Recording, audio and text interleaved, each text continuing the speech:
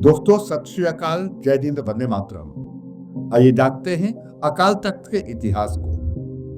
दरअसल यह सिखों का सुप्रीम कोर्ट है और इसकी स्थापना गुरु हरगोविंद जी के द्वारा की गई थी। सिखों के पांचवें गुरु अर्जुन देव जी को धार्मिक कामों से जहांगीर के आदेश से बहुत बर्बरता पूर्वक मार डाला गया था और इससे आक्रोशित होकर के गुरु हरगोविंद जी कमर पर दो तलवारें बांधकर के गद्दी पर बैठे थे। एक तलवार राजनीतिक प्रमुख के रूप में और एक तलवार धार्मिक प्रमुख के रूप में। गुरु हरगोविंद जी ने 2 जुलाई 1609 को अकाल तख्त की स्थापना की थी, जिसे सिखों के धार्मिक मामलों में सर्वोच्च न्यायाधिकरण के रूप में कार्य करना था। आज यह सिखों की सर्वोच्च अदालत है, सुप्रीम कोर्ट है, और इसके आदेशों की अवहेलना करने के बाद कोई भी सिख सपने में भी नहीं सोच सकता। इतिहास का एक वाकया वह भी है जब सिख साम्राज्य के संस्थापक महाराजा रणजीत सिंह, जिनसे अंग्रेज थर-थर कांपते थे, जिनसे अफगानिस्तानी कांपते थे, उन्हें भी इस अकाल तख्त के सामने अपराधी की हैसियत से प्रस्तुत होना पड़ा था। मामला 1802 का है, जब महाराजा रणजीत सिंह ने एक मुस्लिम नर्स की मोरा से शादी की थी।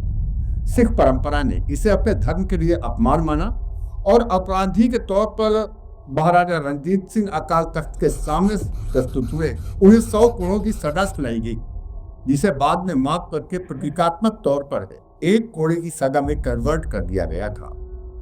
इसके अलावा भारत के पूर्व राष्ट्रपति ज्ञानी जय सिंह जी, भारत के कद्दावर नेता बूटा सिंह जी को भी अकाल तख्त के सामने अपराधी के रूप में प्रस्तुत होना पड़ा था, तनखैया घोषित किया गया था।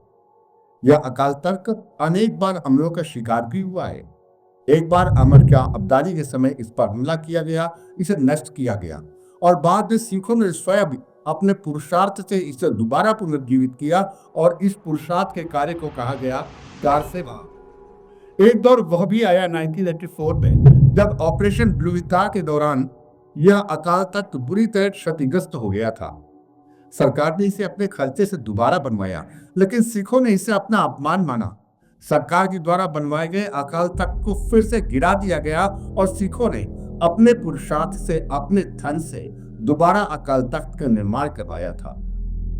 इस प्रकार अकाल तख्त का यह भवन गुरु हरगोविंद जी से लेकर के अब तक सिखों के सुप्रीम कोर्ट के रूप में लगातार कार्यरत रहा है, ऐतिहासिक फैसले देता रहा है, और इसका इतिहास सिखों के शानदार इतिहास की एक विरासत है।